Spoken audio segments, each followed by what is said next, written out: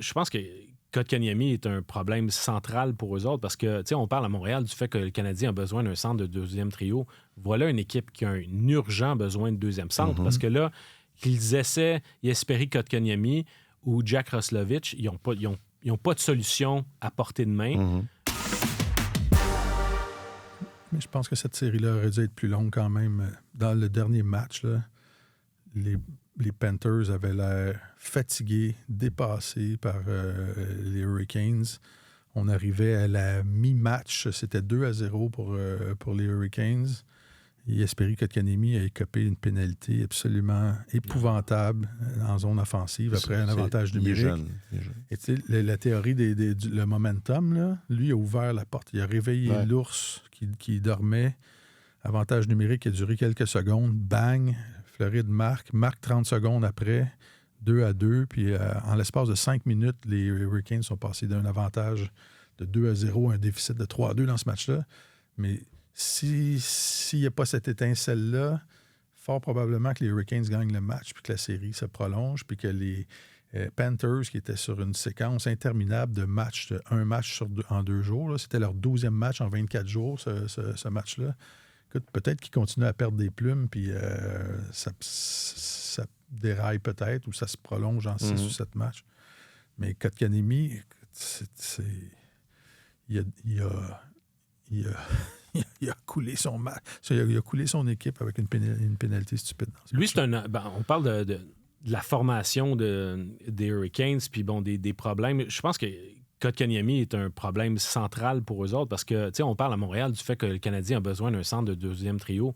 Voilà une équipe qui a un urgent besoin de deuxième centre parce que là, qu'ils essaient Jesperi Kotkaniemi ou Jack Roslovic, ils n'ont pas de solution à portée de main. Jordan Staal est le deuxième plus utilisé, même s'il a un mandat plus défensif, plus traditionnel de troisième centre. Mais, tu sais, Kéké, il a été laissé de côté parce qu'à un moment donné, il est venu à bout de la patience de son entraîneur. Dans les séries éliminatoires, aucun but, 4 passes en 14 matchs. Il revient dans la formation, puis il y a cette punition ridicule-là. Tu sais, c'est un pari qui, finalement, aura vraiment pas souri aux Hurricanes. Là, il reste encore 5 ans à son contrat, à 4,82 millions. Je me demande s'il ne sera pas racheté cet été. Ça vaudrait... Surtout qu'à l'âge qu'il a, tu disais, il est encore jeune, mais je pense qu'il est encore... C'est une bourde d'immaturité, de jeunesse. Mais à 24 ans, je pense qu'il est encore rachetable à 1 tiers de son salaire et non pas 2 tiers. Ce qui rendrait la transaction beaucoup plus... beaucoup plus facile. Oui, c'est ça. Écoute, ça serait... Évidemment, ce serait pour le double des années, mais il leur... Ben oui. Les Hurricanes n'auraient qu'à payer, grosso modo, 840 000 $ par année, mais c'est juste que ça serait étalé sur 10 ans. Là. Et c'est ce montant-là qui serait amputé sur la masse salariale. C'est qui est quand même pas tant là, surtout dans le contexte. Exact. Sauf que c'est une longue période. Oui, c'est ça. Mais c'est un petit montant, mais c'est comme Bobby Bonilla et les Mets à New York. Mais bref, c'est quelque chose qui va être à considérer, surtout que le propriétaire de l'équipe veut amener des super vedettes.